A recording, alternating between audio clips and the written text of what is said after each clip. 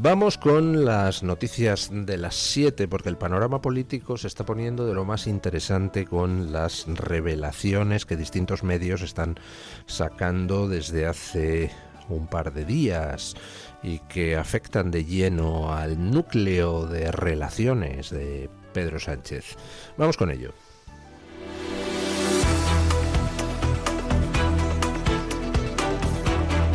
Luis del Pino es Radio Libertad. Comenzamos el repaso a las noticias con la última exclusiva que publica El Español sobre los mensajes del móvil de Koldo García analizados por la UCO.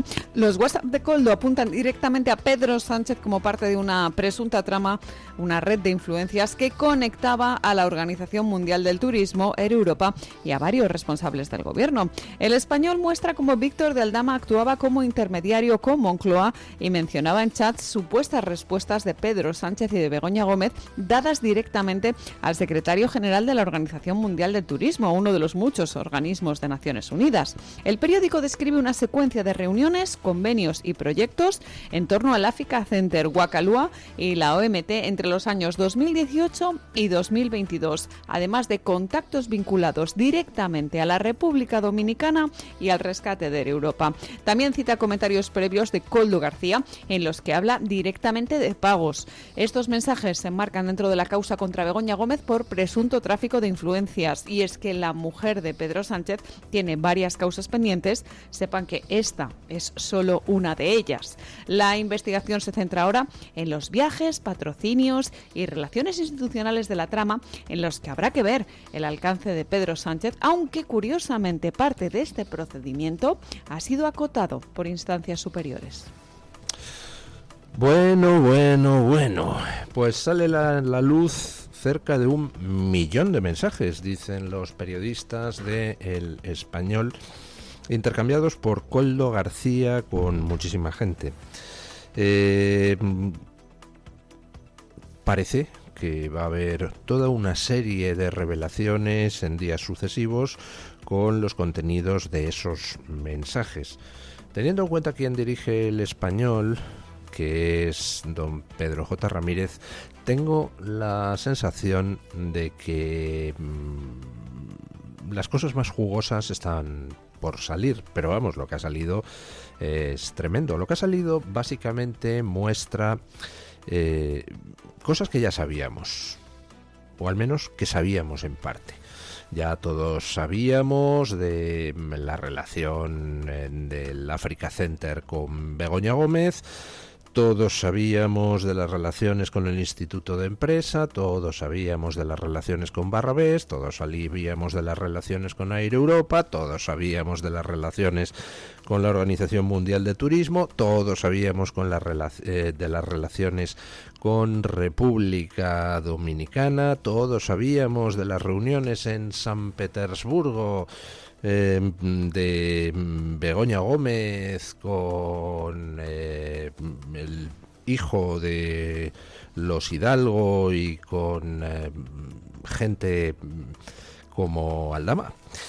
Todos sabíamos eso porque ha ido publicándose a lo largo del tiempo. Lo que pasa es que una cosa es saberlo y otra cosa ya verlo corroborado con toda la secuencia de mensajes que Koldo García fue enviando y donde ya se ven pues los detalles de todas aquellas relaciones.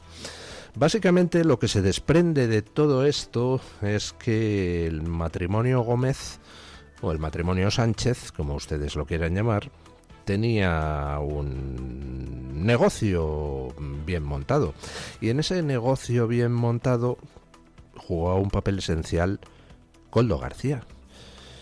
Se lo he dicho a ustedes muchas veces en estos micrófonos. Koldo García no era un hombre de Ábalos, nunca fue un hombre de Ábalos. Koldo García era un hombre de Santos Cerdán y de Sánchez. A Koldo García se lo colocan a Ábalos, pues más que nada para controlarle y manejarle. no era subordinado, bueno, era subordinado formalmente de Ábalos, pero no era hombre de Ábalos. Koldo García estaba en todos los enjuagues, incluyendo todo este follón entre la OMT, Guacalúa, Barrabés, Aldama, el Africa Center, Dominicana, la Organización Mundial de Turismo. Estaba en todos los fregados el amigo Koldo, porque era la mano derecha de Sánchez. No, la mano derecha no, eso es una exageración. Era el chico de los recados, era el señor Lobo, era el que metía a Sánchez ahí a brujulear. Encárgate tú de los detalles, no quiero saber nada. Básicamente debía de ser la instrucción no expresa a Koldo. Vamos a ver qué va a seguir saliendo en los próximos días. Pero esto es lo que ayer publicaba El Español a las 8 de la tarde. Y digo esto, lo publicaba El Español a las 8 de la tarde, porque tiene su importancia. Y ahora se la explicaré después de la siguiente noticia, que es lo que publicaba El Confidencial a las 8 de la mañana de ayer. Les hablamos ahora de Borja Cabezón, el dirigente del PSOE y amigo íntimo de Pedro Sánchez, porque el Confidencial ha publicado documentos que lo colocan directamente como testaferro, y es que los informes de la Agencia Tributaria y de la Audiencia Nacional vinculan a Borja Cabezón con una estructura mercantil presuntamente diseñada para eludir impuestos. El Confidencial confirma que Borja Cabezón aparece en las tablas, agendas y cuadernos intervenidos en el año 2016 en el famoso caso Numaria, cuyo responsable ya fue condenado a 80 años de cárcel por fraude fiscal. Los registros relacionan a Borja Cabezón con la sociedad británica Glen Grove Limited, utilizada para desviar al extranjero hasta el 80% de los beneficios generados en España. El PSOE y Moncloa negaron inicialmente cualquier participación en empresas extranjeras. Sin embargo, Borja Cabezón terminó admitiendo que fue cliente del despacho Numaria, aunque insistió en que nunca había recibido notificaciones de Hacienda. El Confidencial sostiene que los documentos demuestran la estructura mercantil del dirigente socialista, que había permanecido oculta hasta ahora. O sea, que el actual adjunto a la Secretaría General, a la Secretaría de Organización del Partido Socialista, amigo íntimo de Pedro Sánchez, un señor al que Pedro Sánchez ha colocado en puestos públicos para pagarle un buen sueldete a costa del bolsillo de los españoles. Por ejemplo, fue embajador de la COVID-19. Tócate las narices. ¿Para qué se creó una embajada de la COVID-19? Pues para darle un sueldo a Borja Cabezón. Bueno, pues resulta que este hombre fue cliente, al final ha terminado, dice el Confidencial admitiéndolo, fue cliente de Numaria. ¿Y quién es Numaria? Pues hombre, a lo mejor a ustedes no les suena, pero a que les suenan Imanol Arias y Ana Duato, a los que Hacienda empapeló por utilizar los servicios de Numaria para eludir pagos a Hacienda. Por cierto, aquel caso acabó pues mal para Arias y bien para Duato. Ana Duato se negó a pactar con Hacienda, fue a juicio y ganó. Y Manuel Arias pactó con Hacienda y palmó. Eso le pasa por pringadete. Bueno, el caso es que había por ahí un despacho de abogados que se dedicaba a proporcionar ese tipo de servicios, como utilizar paraísos fiscales, como eludir pagos a Hacienda, moviéndose en un terreno pues que comprendo que es difícil. Evidentemente los abogados fiscalistas están para tratar de que sus clientes paguen lo mínimo imprescindible a Hacienda. Y claro, ahí hay unas líneas un tanto difusas entre lo que es legal y lo que no es legal, entre lo que es simplemente aconsejar bien a tu cliente y lo que es aconsejarle que traspase la línea de lo delictivo para ahorrarse unos dineros. No es una frontera muy claramente establecida y al final tienen que ser los tribunales los que decidan caso por caso. Pero sea como sea, había un despacho que se dedicaba a ese tipo de cosas. ¿Cómo hacer que usted, millonario, pague menos dinero a Hacienda? Y se llamaba Numaria. Hay otros. Bueno, pues, ¿quién utilizaba Numaria? Borja Cabezón, adjunto a la Secretaría de Organización del Partido Socialista y gran amigo de Pedro Sánchez. Y están saliendo a la luz relaciones de Borja Cabezón con otros personajes que a su vez pues también tienen sus relaciones con República Dominicana. Ya aparece José Bono ahí en lontananza y al final pues queda una pregunta a la vista de lo que están sacando tanto El Español como El Confidencial. ¿Será todo esto la razón de que el gobierno se niegue a informar sobre los vuelos a República Dominicana del Falcon? ¿Será esto la razón de que Begoña Gómez se niegue a enseñar su pasaporte y el de su ayudanta al juez Peinado? Pues es bastante posible, ¿verdad? Decía que lo de que ayer publicara El Español esa noticia a las 8 tenía esa importancia porque me ha llamado la atención la coincidencia entre El Confidencial y El Español. Ambos apuntan a lugares distintos de una misma macrotrama de corrupción, la del PSOE, la de Sánchez. Pero ambos utilizaron el mismo sistema. El Confidencial anteayer anunció por la tarde, mañana a las 8 de la mañana, gran exclusiva. Ayer, a mitad de la tarde, El Español anuncia, esta noche a las 8 de la noche, gran exclusiva, en ambos casos contra el entorno más cercano de Sánchez. No sé por qué, pero se me ha pasado por la cabeza que alguien ha dado la orden de que a lo mejor hay que convencer a Sánchez de que se vaya ya. Fundamentalmente porque Sánchez está consiguiendo que el Partido Socialista entre en caída libre. Ya la última encuesta de Sociométrica para El Español, situándole por debajo de los 100 diputados, pues es de lo más elocuente. Y lo que a algunos les espanta, a mí no, pero a algunos sí, es que todo lo que está cayendo la izquierda, todo lo que está cayendo el PSOE, no está yendo al PP, que mantiene su misma cota de voto que en 2023, está yendo a Vox, que está creciendo a la misma velocidad a la que el PSOE se hunde.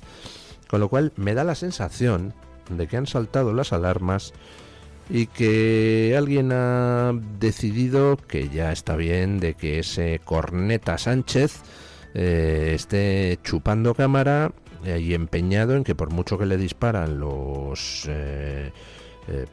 rebeldes en la India, pues el tío no se muere, como en la película Guate, como en el principio de la película Guateque, el tío sigue tocando la corneta, pu, pu, pu. Bueno, pues alguien ha decidido redoblar las tandas de disparos contra el corneta, a ver si ya deja de dar la paliza. Creo que han saltado ya todas las alarmas porque efectivamente Sánchez está logrando lo que parecía imposible, que es que al final Vox se vaya a situar en la misma cota de voto que el resto de partidos soberanistas en Europa, es decir, en torno al 30%. Bueno, y mientras tanto, enormemente curioso esto que está pasando con Gibraltar. Resulta que tenemos un tratado con Gibraltar, pero ese tratado es secreto. Y resulta que no lo conocen ni la opinión pública española, ni la inglesa, ni la gibraltareña. Pero sin embargo, la clase política gibraltareña sí la conoce porque el alcalde de Gibraltar, el señor Picardo, pues sí que lo ha compartido con la oposición y lo han estudiado en Consejo en el Pleno del Ayuntamiento de Gibraltar y se están preparando para la entrada en vigor del tratado en abril, y aquí en España y tampoco en Inglaterra nadie lo conoce, el tratado, el texto del tratado. Pero ¿qué narices es esto? Escuchen. Les hablamos ahora de Gibraltar porque, como saben, hace meses se firmó un acuerdo con nuevas condiciones entre Reino Unido, España y la Unión Europea, del que aún no se sabe su contenido. Y es que el Tratado sobre Gibraltar, que debe aplicarse a partir del 10 de abril, sigue sin publicarse. El ministro de Exteriores, José Manuel Álvarez, compareció ante el Congreso en octubre del año pasado, tras el anuncio inicial, pero no ha trascendido el contenido.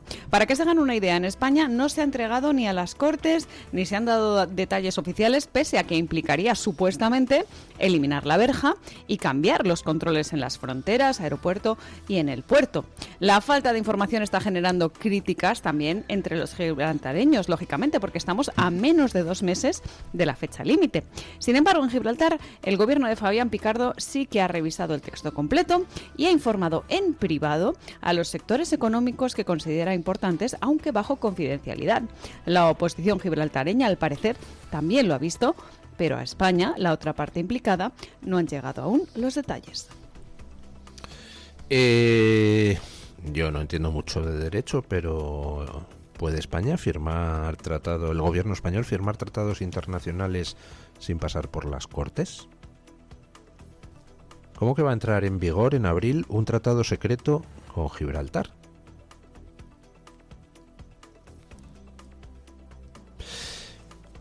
Estamos viendo cómo salen a la luz todos los rollos extraños de el Partido Socialista con la República Dominicana. República Dominicana a la que Zapatero sacó de la lista de paraísos fiscales. Ah, no, perdón, me estoy equivocando. A quien sacó de la lista de paraísos fiscales es a Panamá. República Dominicana, donde, por lo que sea, van a recalar, parece, muchos nacionales españoles que se sacan doble nacionalidad allí, quizá porque eso supongo que evita tratados de extradición. Están haciendo inversiones allí, algunos se van a residir allí, el Falcon del presidente viaja allí con toda frecuencia. ¿Y en Gibraltar qué negocios tienen los políticos españoles en Gibraltar? Porque si no, no se explica el manejo de todo este asunto. ¿Exactamente qué ha pactado el gobierno y con acuerdo de quién?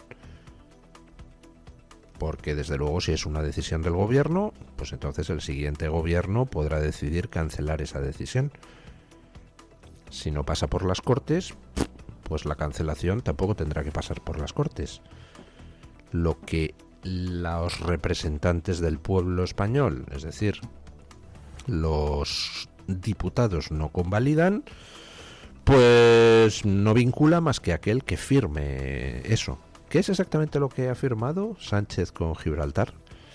Teníamos la oportunidad de oro de recuperar la soberanía y no solo no la vamos a recuperar, sino que encima le vamos a poner alfombra roja a los negocios de los gibraltareños. ¿Qué es exactamente lo que ha firmado Pedro Sánchez? Bueno, mientras tanto, pues Cantabria, productora de leche, se queda sin leche. 3 de cada 10 explotaciones ganaderas de leche han cerrado en Cantabria desde que Sánchez llegó al poder. 3 de cada 10. Escuchen.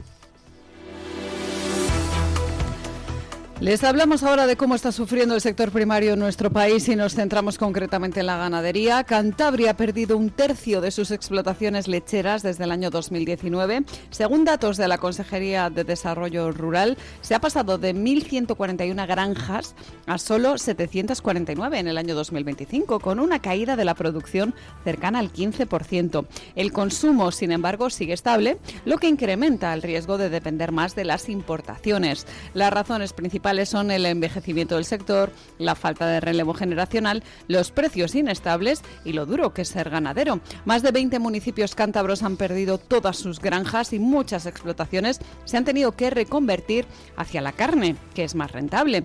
El sector reclama medidas urgentes, precios garantizados, menos burocracia y más inversión.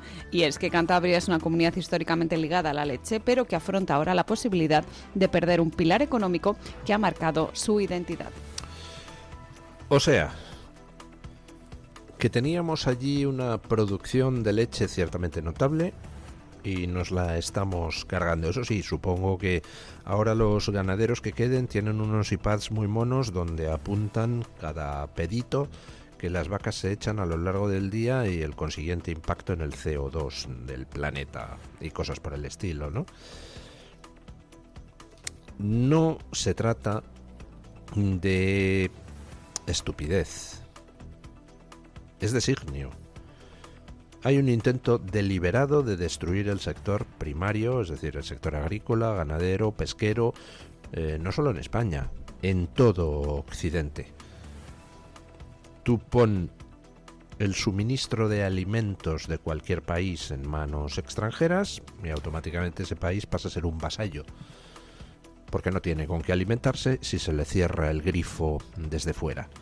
Añade a eso la dependencia energética y ya tenemos a España pues en manos de quien quiera utilizarnos. Y a eso es a lo que están jugando algunos, no es idiotez. Lo que se hace desde la Unión Europea de aumentar cada día las exigencias a ganaderos, agricultores, pescadores, lo que se hace desde la Unión Europea de aumentar cada día la burocracia que tienen que afrontar, lo que se hace desde la Unión Europea y los gobiernos nacionales de cada día apretarles más el tornillo impositivo, todo eso, al final, pues a lo que conduce es a que ser ganadero, ser agricultor o ser pescador en Occidente resulte cada vez más oneroso, insoportable, por tanto se cierran cada vez más explotaciones.